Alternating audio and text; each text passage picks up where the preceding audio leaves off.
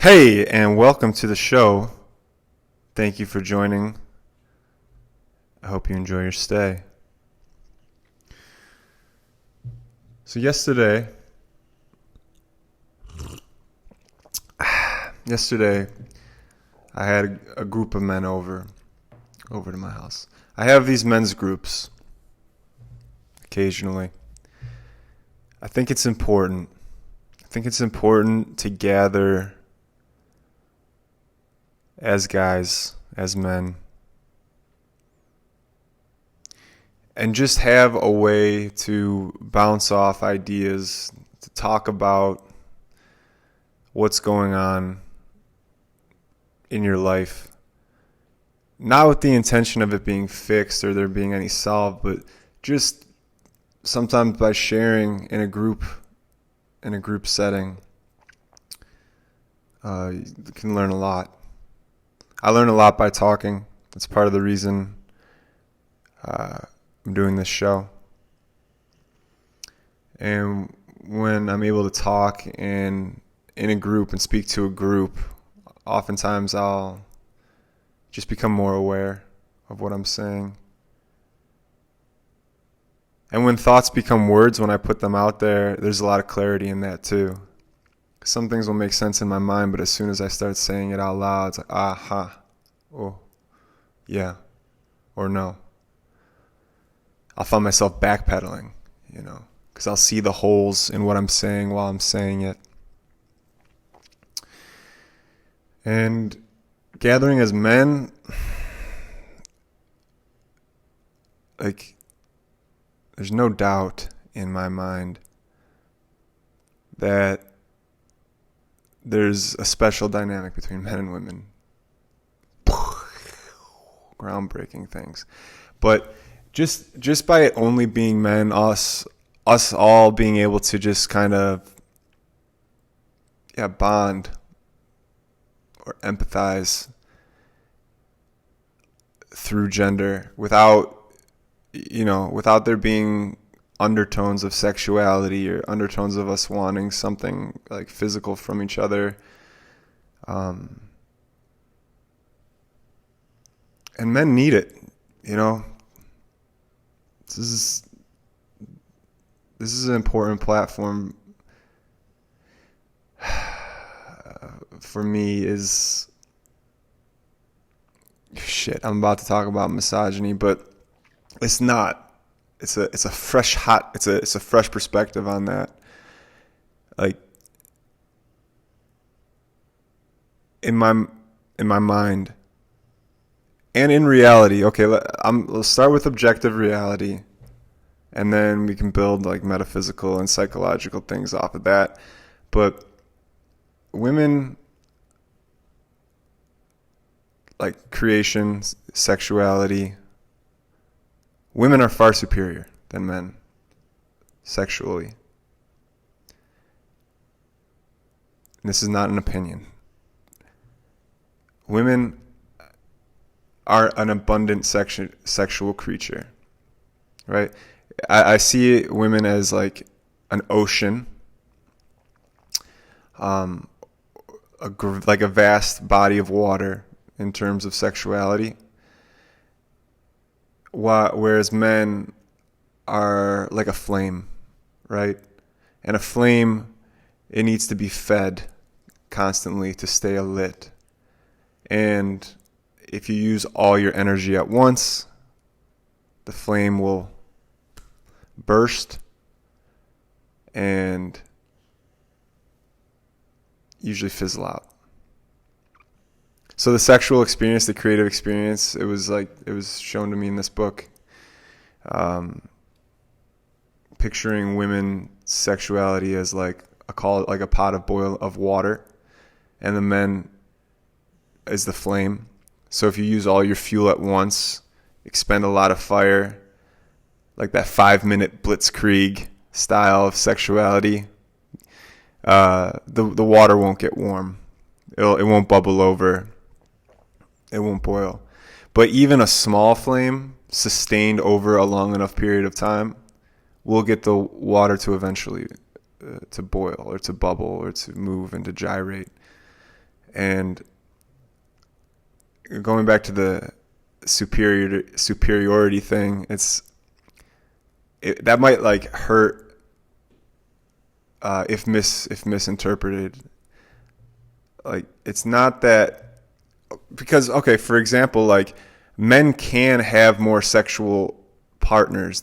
Men can literally create more children, right? It takes 9 months. A woman can create a baby every 9 months ish.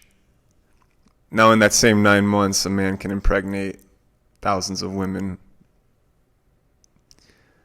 So, in the way of creating more children, if that's the goal, then I guess men are superior in that sense. But I'm talking about the actual sexual, physical interaction. There's a lot more work that men need to do. There's just a lot more work that men need to do to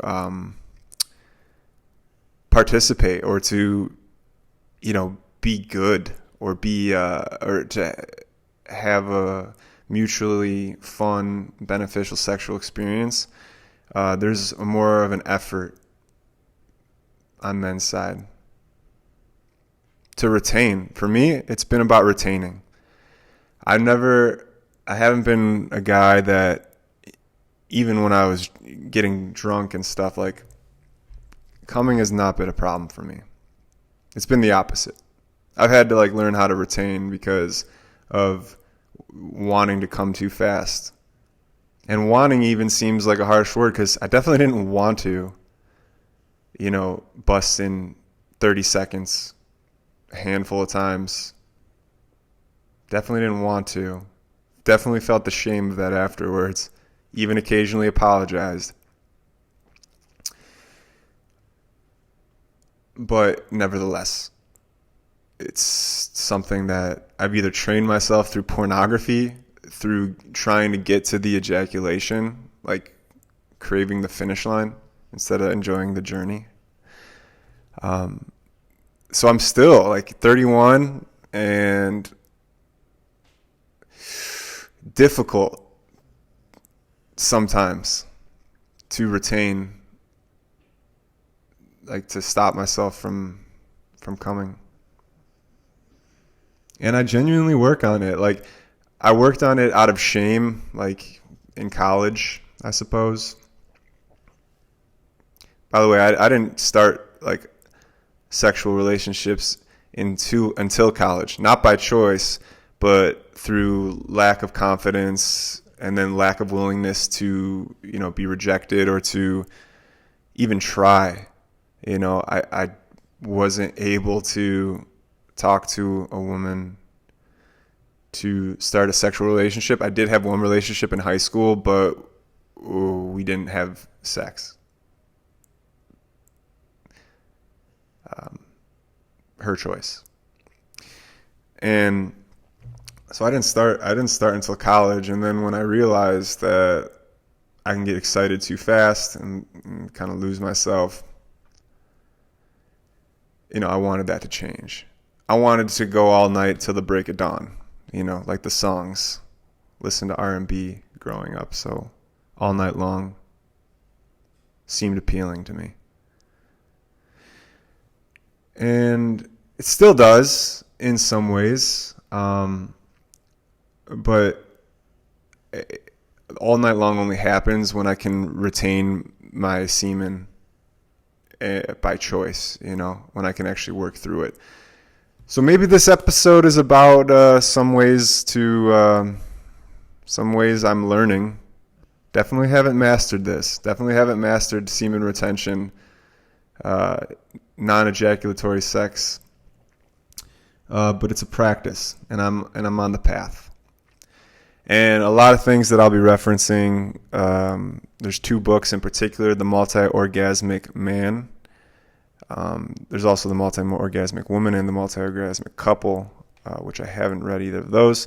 And then there's another book, The Tao of Longevity, Sex, and Health. Maybe I'll drop the book title and author in the comments section or something. So first technique that I've been using to not come too fast. It kind of starts, does it start in my mind? Does it start with the intention to do so? Maybe. But from a technique perspective, breath. And second, speed. And then third, there's like muscle contractions. And fourth would be like bringing my awareness to various parts of my body. So the number one, breath, is usually deep breathing. Something about, like, I guess maybe this is tied into autoerotic asphyxiation, like choking yourself to create a better ejaculatory experience, which I haven't done, but I do practice jujitsu, and I've never come during jujitsu. But I have noticed that if I'm kind of holding my breath, or if I'm tense in the body and I'm tense in the breath, that I can come faster. This all might be psychological, by the way. I'm willing to explore that, and there's tons to be said about the psychosomatic fucking existence. But controlling my breath, number one. Breathing into my belly. Maybe even retaining it on purpose. Fully oxygenated. Slow exhales. Tied into breath is also making noise. If I'm anything that basically inspires discomfort, will make me come faster. So if I feel like I can't make noise, if I'm uncomfortable in that respect, like, it's not likely. If I feel heard, I don't know what that is. What is that? Maybe you just got, back in the day when cave people, you just had to get your nuts off when you could. We didn't have the luxury of imbibing in the pleasure of the experience as much. So being able to make noise, being able to even tone, and then being comfortable enough with the person that you're having sex with that you can try out making noises, try dirty talk.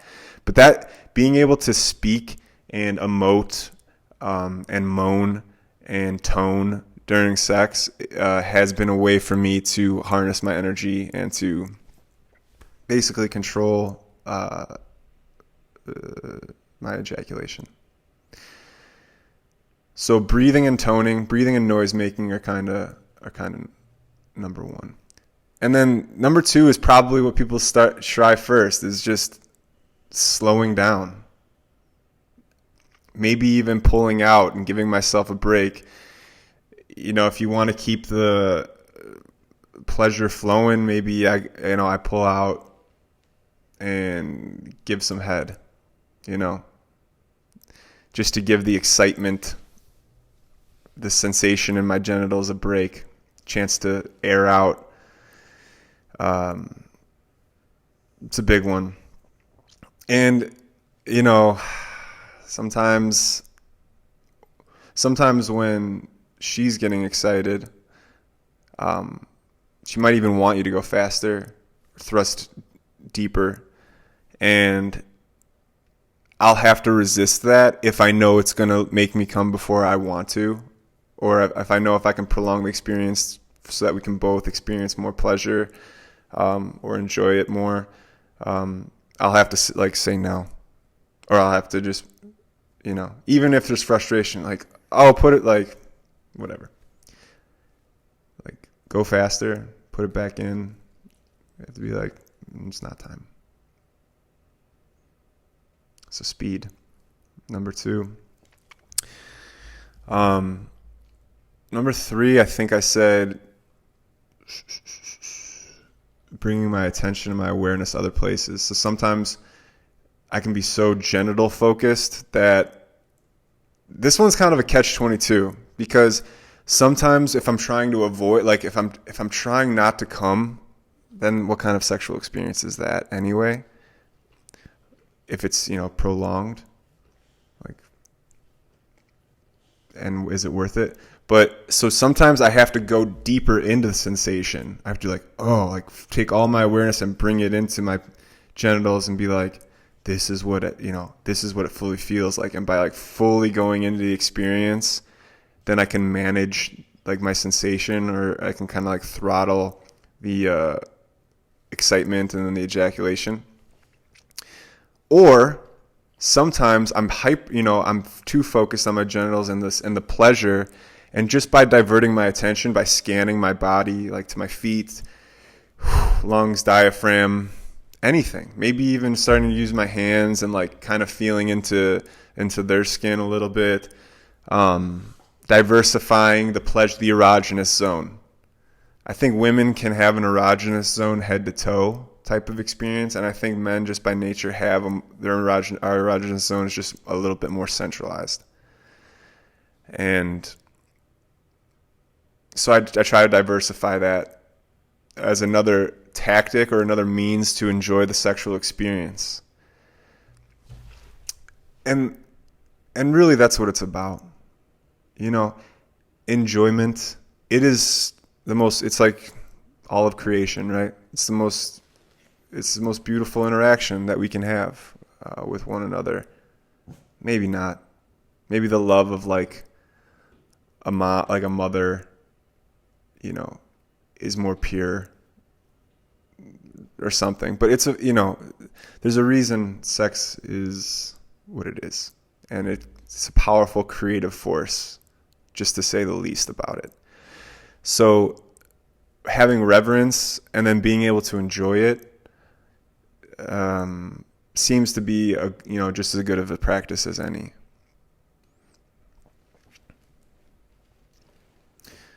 So like, as far as the psychosomatics of it, basically any additional pressure I'm putting on myself, if I can mitigate that or just see it in a different way,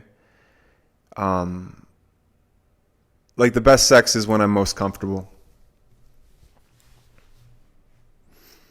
So if I can like build that comfort, like if it's a new partner, which it hasn't been for a long time.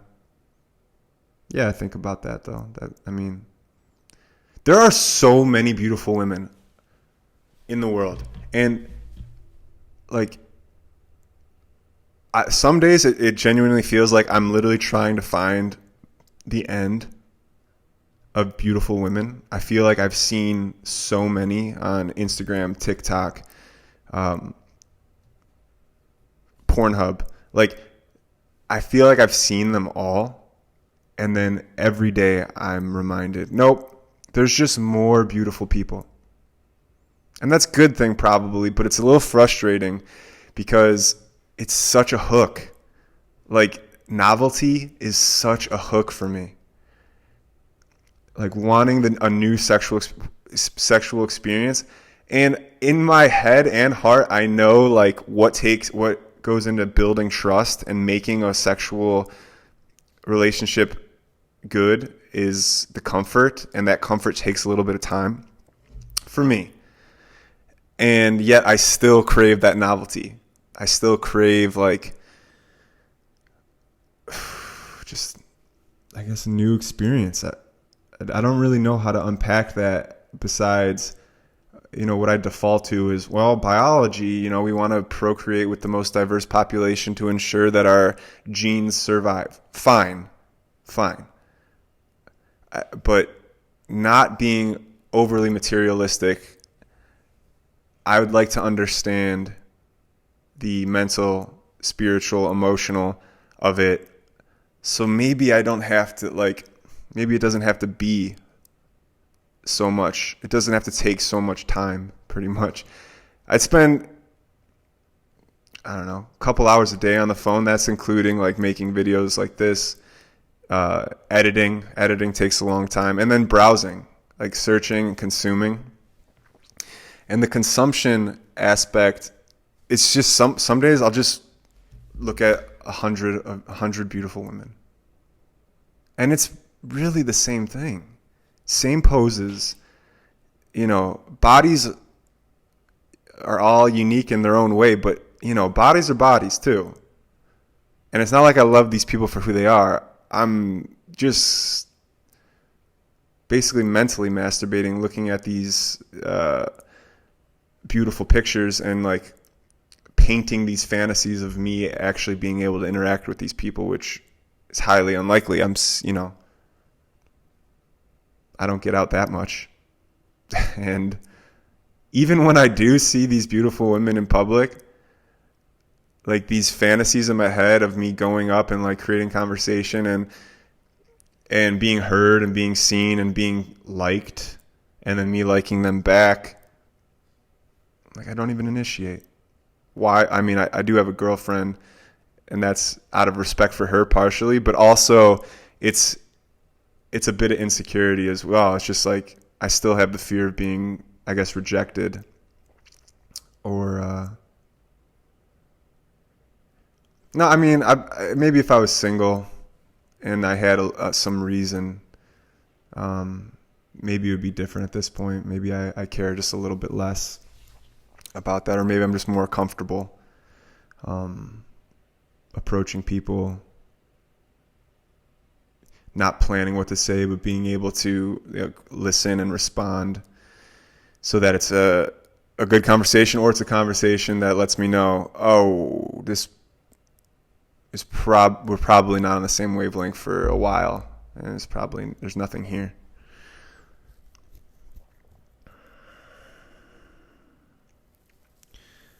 So making the sexual experience comfortable, like set and setting, is probably a good idea. Whatever. I don't know why I'm numbering these. Number 1, set and setting. Number 2, breathing. Number 3, speed. Number 4, bringing my awareness, various parts of my body, decentralizing my awareness from strictly genital pleasure.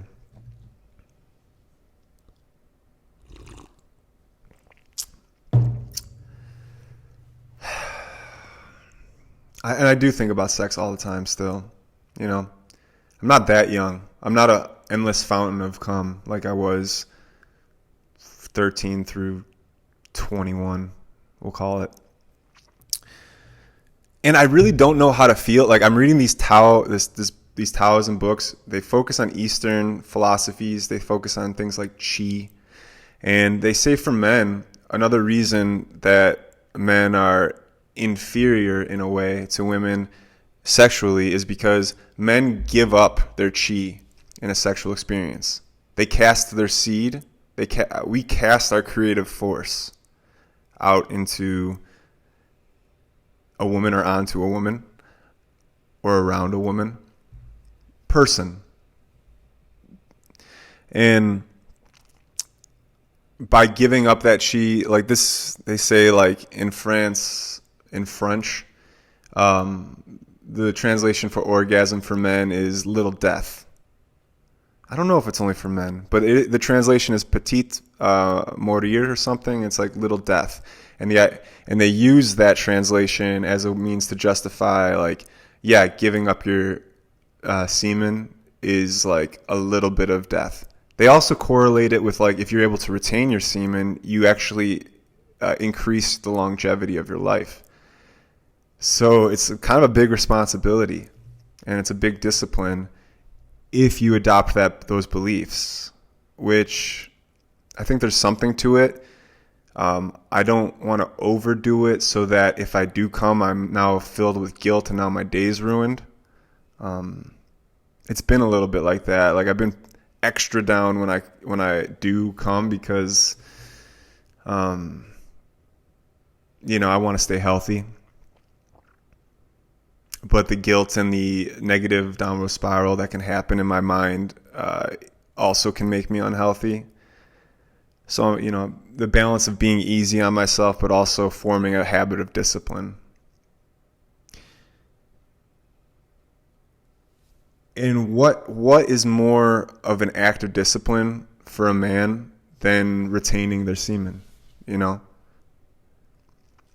I think discipline starts with like the foods we ingest. You know, the sleep that we're getting, the water, sleep, food. But I think for men, a great discipline practice that you don't need to go anywhere, you don't need anyone else, it would be learning how to retain your creative fluids. And I've gotten, it's felt right at times. This concept of retaining, of discipline, of not just casting myself everywhere, like literally and figuratively. Just kind of like Jocko Willink, Navy SEAL, I think, Marine maybe.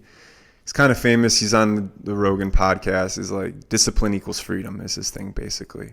And there's definitely something to that. I'm learned more closer to my 30s. My early 20s, discipline seemed so far away. Start a bunch of new things, not really stick with it. Even school, like I had to medicate myself to get through, like with Adderall and prescription.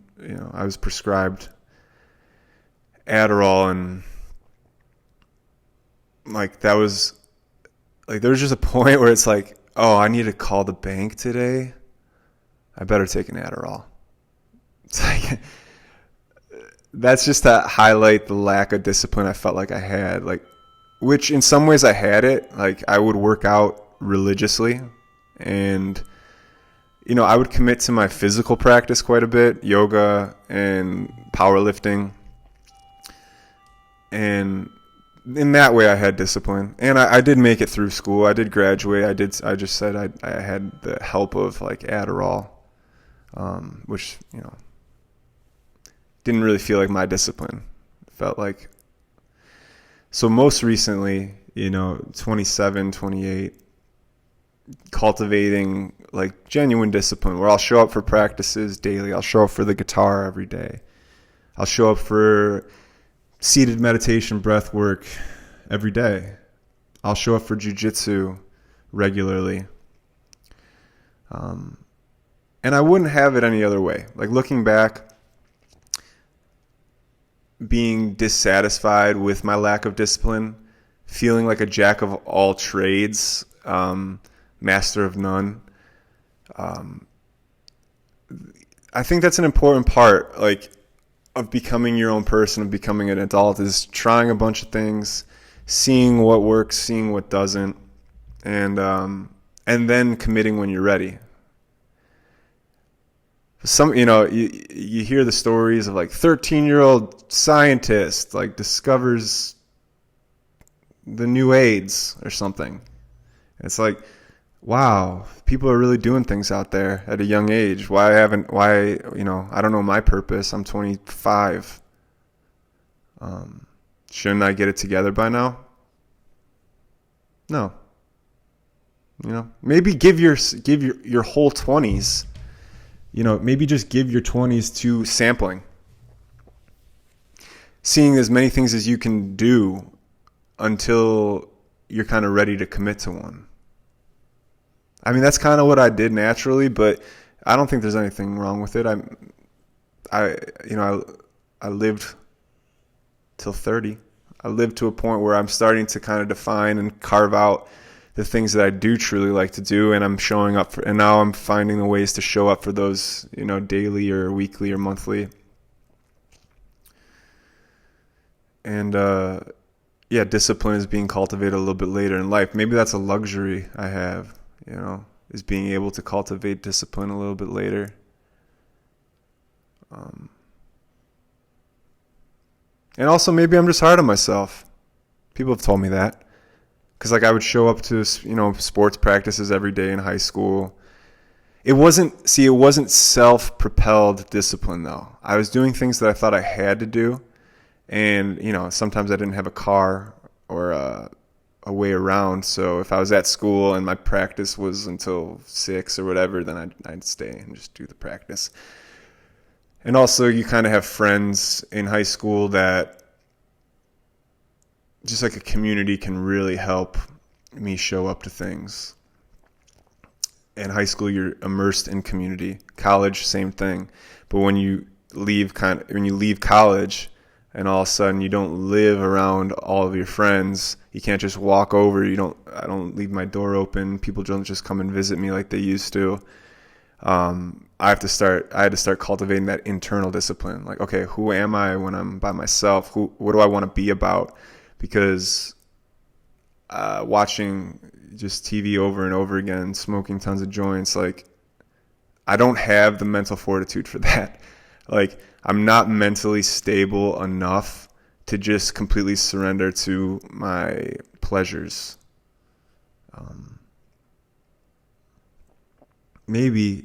No, I'm too antsy. I want more, I want a certain level of notoriety, or to be heard, or to be valued.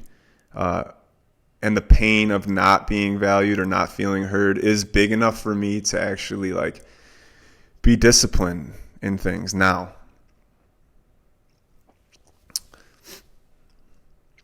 Also, what's kind of helped me with discipline is like, not every day is going to be the best. It's like particularly like with jiu-jitsu, even with guitar, like singing, same thing. But there is something about showing up every day, for example, with the guitar, where those progress points, those progress markers like do show up and you're like, oh, it was worth it. Vindicated, validated. Like validation pops up through this daily return to a practice pretty often. So it kind of self-propels itself. Like momentum works. Like things that are spiraling up will continue to spiral up, but then consequently things that are spiraling down can continue to spiral down. There's this awesome, like, I don't know how awesome it is, but there's this experiment where they put mice in a single tube and basically they had to posture for position. They would move and one mouse would inevitably claim the territory and push the other mouse out. And what they found, even if they gave one mouse an advantage so that the mouse would win, despite being smaller or less aggressive, the mouse that won would continue to win. And the mouse that lost would have a higher chance of continuing to lose. So there's this weird thing in the nature that we've been given where like momentum's real. And if you can, like, stuck in a negative spiral, if I can just get myself, sometimes it's like getting out just to go for a walk. Doesn't even have to be a run, that small shift in momentum. Or if I can just pick up my guitar. If I'm in a negative headspace, pissed at being let down or not being included or whatever it is, if I can just pick up my guitar and play an A minor,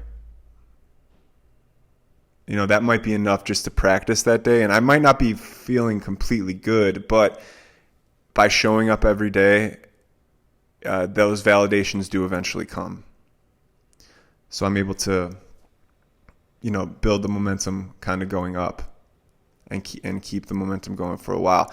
Like an example of a negative kind of spiral that happened is, I love the quote, like,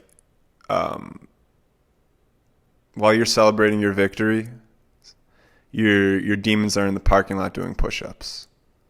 It's like, I'm never going to escape these these habits that don't ultimately serve me, these negative parts of myself. The best I can do is make choices to keep the momentum spiraling upward. So I did a cannabis fast, I think 15 days. I talked about it on the last episode. 15 days I did a cannabis fast. I ended up returning back to cannabis, smoking, and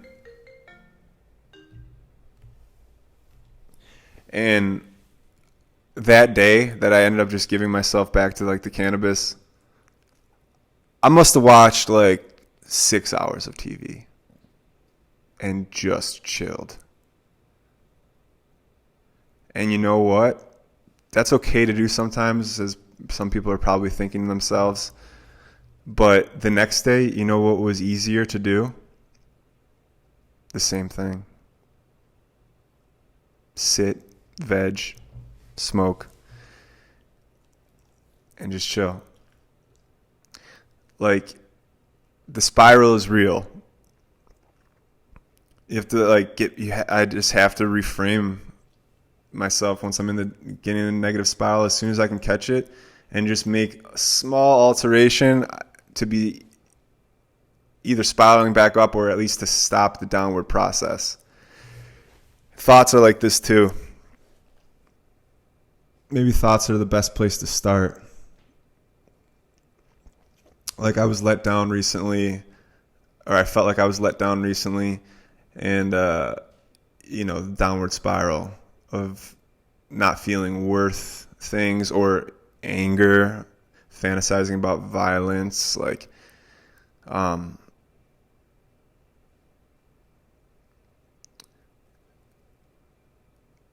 of course there's just no solid rule, solid ground to stand on, especially in the mental scape. So I'm not saying you have to stop those thoughts. What I'm saying is, being aware that I'm on a negative spiral is a good first step. And maybe if I have to see that negative fantasy or that spiral, that emotion all the way through, I can create space for that in that time. But sometimes I could put a halt to that and just spiral up or stop the downward spiral. There's this book, Taking the Leap, by Pema Chodron. It was like a Buddhist monk, like a woman Buddhist monk. And she talks about there's two wolves that live inside of us at any given moment. Good or evil, sure. You can say yin or yang. And which one are you going to feed? Because whatever one you feed is the one that lives. So by feeding, that's the whole point about journaling gratitude. It's by journaling gratitude, am I going to feel grateful in every moment? No. Sometimes I'm writing it and I don't feel it. I don't feel thankful. I'm almost doing it begrudgingly. But sometimes when I'm writing it, I really do feel thankful. And those moments come where I tell myself I love myself, and I actually feel like I do, instead of just doing it as a practice. But by doing it as a practice, I'm choosing to feed the wolf inside me that knows that I do ultimately love myself. Not in an overly narcissistic way, although that could be present at times. I'm definitely not perfect. I definitely value myself highly, even too highly sometimes. But loving myself authentically, and I know I'm doing that when I can then share that that love with others. That's what authentic self-love feels like, is when I'm doing it right, I can actually have all the patience in the world, all the love for others too. I can read negative comments or whatever on my content lovingly, almost just thankful. People are engaging with that stuff I'm creating.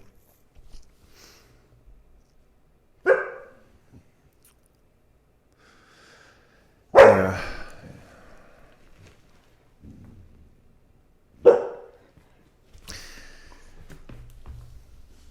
So that's actually another exercise that I think is pretty helpful. I forget whose it is though. But simple exercise, and you can do it by yourself. You can do it anywhere because it's in your head. But in my head, I'll basically inhale and say I love myself, and then I'll just exhale. And sometimes I'll exhale and be like, 1, I love myself. 2, and I'll do 10, I'll do 20, I'll do 30. Or sometimes I'll inhale, I love myself, and I'll exhale, thank you, or something like that. And again, I don't mean it every time I do it, but one, it's just good to take conscious breaths in terms of like settling down my system. But also, there are times I do genuinely feel it as a response to the exercise. And therefore, it's worth it. It's been validated.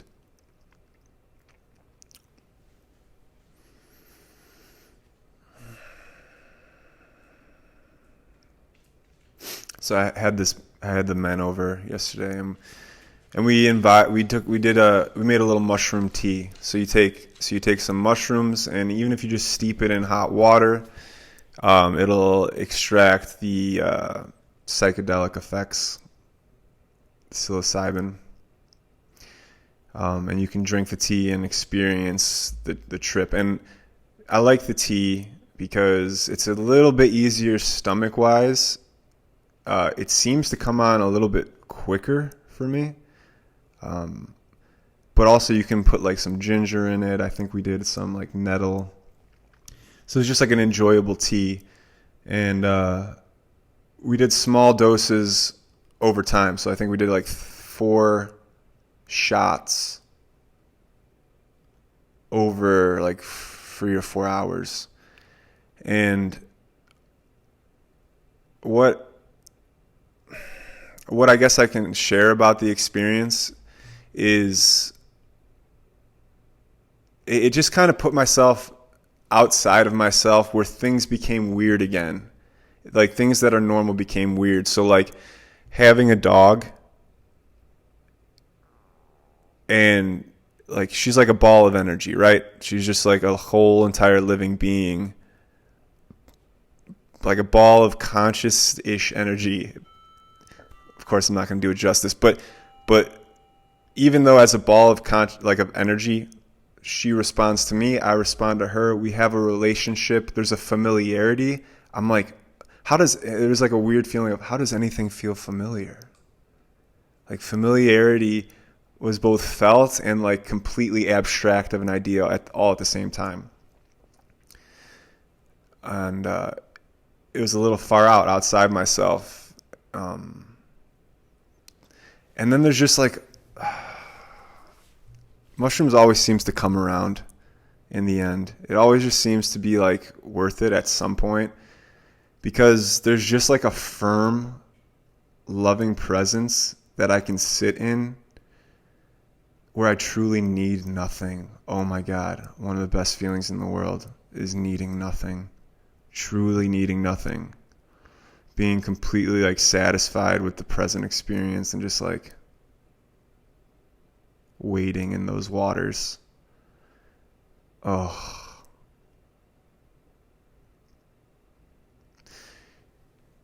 Yeah, not needing to react to people's when they say something, not needing to laugh if it's not funny, not needing to respond. Here's one. If I'm sitting and someone's walking by, and there's enough space for them to get by without me moving, just not moving, and it being okay. Not even faking like, oh, like there's already plenty of space. Just like a good old-fashioned non-reaction. Oh, so good. So good to like just be. Holy shit.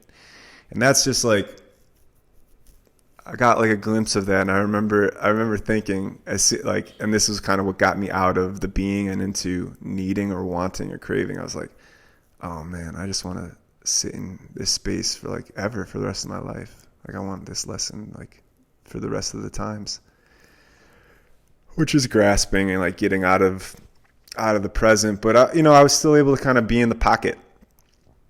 Like it's no big deal. Like action when action, and just being when being.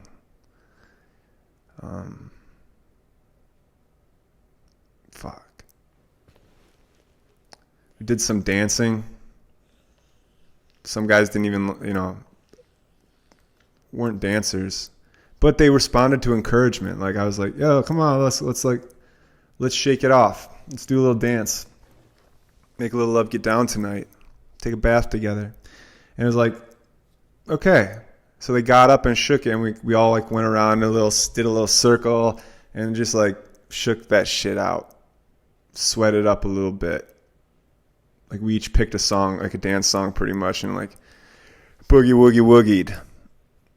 And I haven't been dancing now for, pandemic times. I used to dance twice a week religiously, like contact improv and modern dance, and then I would also have improvisational dance practice with ecstatic dance, and that's all been going away. So like dancing being like so important to me psychologically, psychosomatic I was going to say again, but I didn't want to say that word again. I think I said it too many times this episode. But yeah, it's been a super important practice, and I felt like basically like the Tin Man without any oil, like dancing kind of, and almost there's a role I play on the dance floor, and I don't know, no one asked me to do this, but if I sense that people are getting self-conscious or in their head, I will dance the ugliest possible. I will. It's almost an art form, being so off rhythm and like purposely ugly like movements, like it can free other people up. It could maybe send them more into judgment. I don't focus on that, but I like to think that by being the silliest one there, it allows other people to be silly and to play. And I think dancing is all about playing within yourself, within your own system, playing with others if you're ready to do that. So I do that. I try to be I'm okay being the silliest, stupidest looking one, in hopes of freeing other people up. That's my mission when doing that. And coincidentally, one of my improvisation teachers, KJ Holmes, if you're in New York and she's doing classes, like so worth it. Just like a solid elder in the dance community, crazy like a fox, and complete liberating experience to go to one of her classes. And forgot what I was going to say. But I don't mind being the silliest one in hopes to free people up. Oh, yeah. KJ Holmes, awesome dancer. She posted something about the goddess Durga. I think it's Hindu. Don't quote me on that. But the goddess Durga is basically the entity that comes to people to initiate their spiritual or their spiritual liberation. So yesterday when I was dancing and I noticed there was like some discomfort with some of the guys, I was like, Durga, I do this thing where I'm stupid so that other people can be free to be stupid and express themselves however they want. Durga energy. A little bit Durga.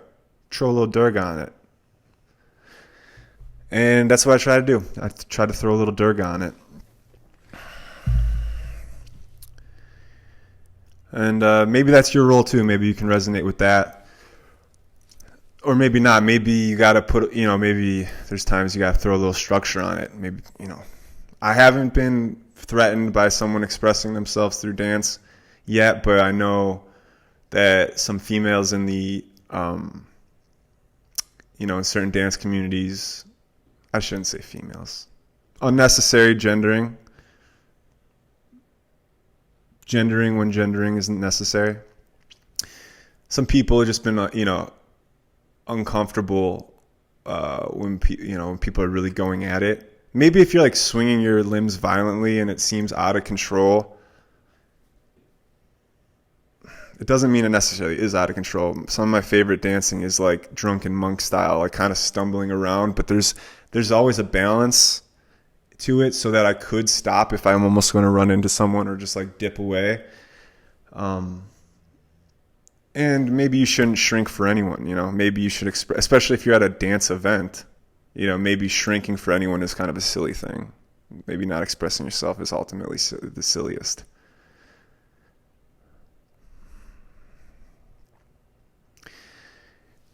Yeah, these mushrooms are good, just good medicine though.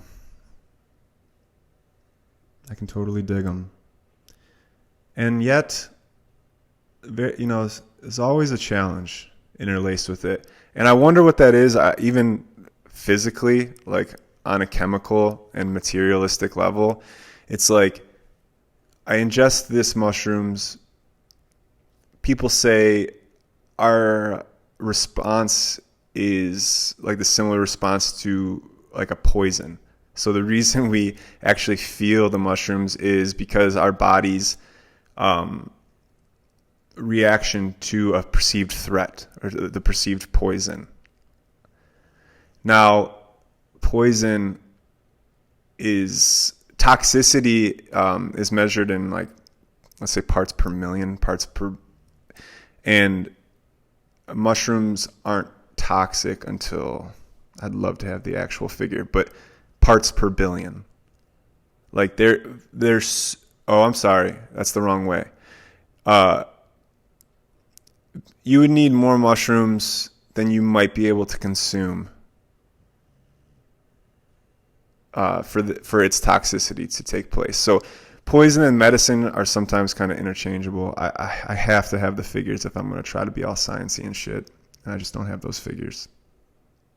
And I don't have a Jamie to look it up at the moment. Look up toxicity of psilocybin. I know it's very low, the toxicity of it. But I think the response of a threat in the body or of a perceived threat in the body, it kind of creates this like disassociation or this like fight or flight something that just, it's kind of like it's a little bit like I imagine like dying. Like there's definitely elements of that, and even when things are going good, like towards the back end of the mushrooms, I can still kind of settle in to the experience and have that little like, oh, dying is scary, or scared, or just scared feeling, you know. And knowing whether it's like the consciousness of mushrooms or how to make meaning of it all, I just don't know. The more I do it, the less I know about that. You know, for a while I like to make these medicines, these poisons, these hallucinogenics. Like, it's very common to make ayahuasca into like a goddess, right? That's a common story, is like people will be visited by ayahuasca. She'll come in the form of a beautiful woman, of a serpent, hummingbird. And I think there's some value into like personifying phenomenon. So you might like, sometimes I think I personify phenomenon so that I can like better relate to it. So like, even though making like ayahuasca a woman entity, deity that can visit you and you can interact with, it may just help us process. It may just help me process like the experience better. It may like aliens and angels and like all these like mythological like humanoids. It just might help us process the unknown, is by making a part of it known. And like, we know humans and what they look like, what they sound like, what they can feel like. So by making that part known, it might just be a helpful tool in like communicating with this like unknown mystery. So I guess my stance is I have no stance on that. I think it's just like a helpful tool maybe. And I should say, I don't get visions. You know, some people will have hallucinogenic experiences and they'll be like, it was just like this. Like, I was seeing things like I'm seeing this world. Like, and I haven't gotten that hardly ever. And I've had many ceremonies, many experiences with psychedelics, and it's never been as vivid as like this visual reality. If anything, I'll get something in my mind's eye, and it won't be super clear. It'll be like kind of my imagination is even in a sober reality, like mental images. And if I return to that mental image, I can kind of create details, and like talking about it almost like kind of creates it. And therefore I don't really know what the vision was to begin with. I just kind of know the story I've told about it.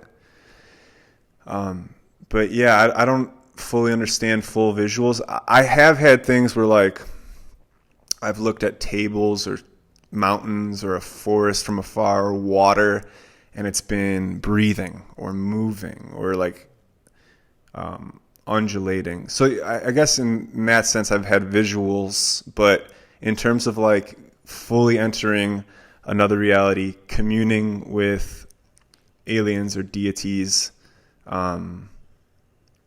it just hasn't been super clear. One of my first ayahuasca experiences in Peru, I kind of saw in my mind's eye, or I created a couple of entities. One of them was like, it almost looked like a statue like that you'd find in the Vatican, and he had like an archer's helmet on. And then this is, I don't know if I've created it or how much that moment was, but I remember there being like a green and gold trim, like big archer's helmet, like almost Apollo from like the Hercules movie, the animated Hercules movie from Disney. Like stone, like statue proportions, and like the eyes were just kind of like the same as the face and the body. And then I remember like tilting my head back, and it almost felt like surgery was being performed on my brain or something. It's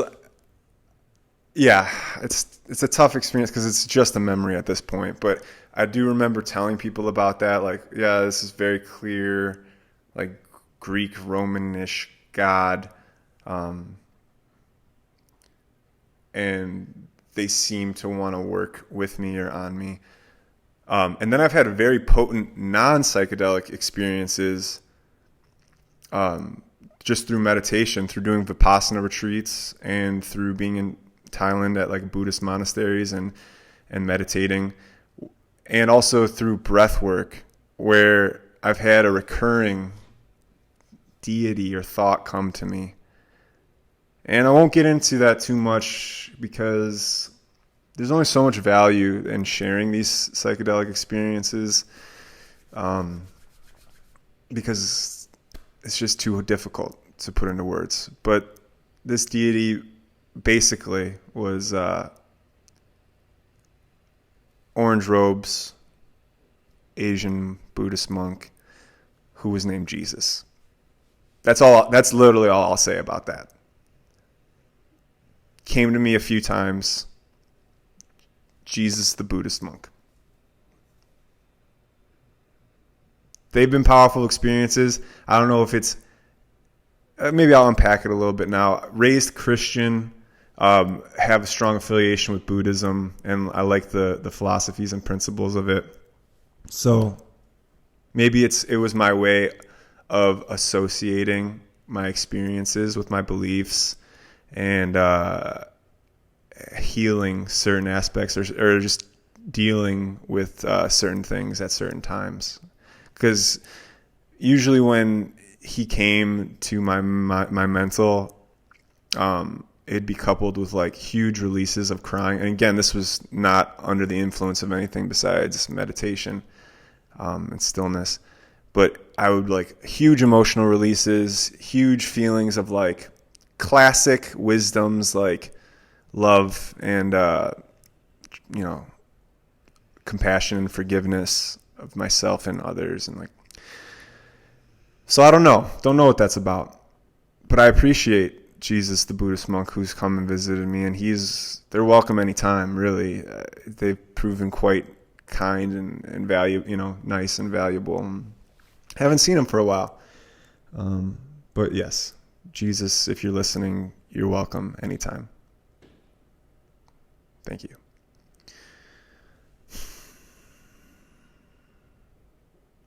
well, this just it got religious quick, but didn't mean to. I mean, I think we talked a lot about sexuality, talked about men's groups, and I don't feel like I unpacked saying superiority and inferiority and putting it on men or women is just dangerous territory.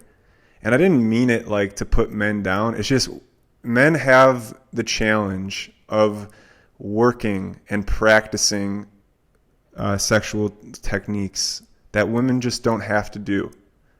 In this particular realm, women have all they need. They have an abundance of sexual energy. They get to maintain their chi, whereas men have I don't want to say limited supply, but once you come, you need some time usually to recover and get back on it. Maybe, not if you're listening and you're 13, 14, 15, 16, 17, 18, 19, 20, 21, 22, 23, 24, 25, 26, 27-ish, 28, 29, 30. Look, I don't know. If you can come back to back to back, cool. Maybe go for it. Maybe.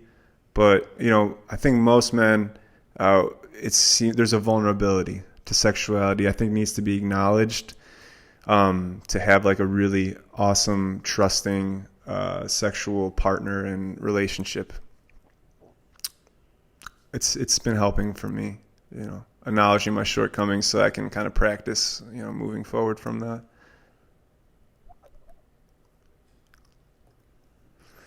So yeah, we went over a lot today. A little bit of mushroom talk, a little bit of sex talk.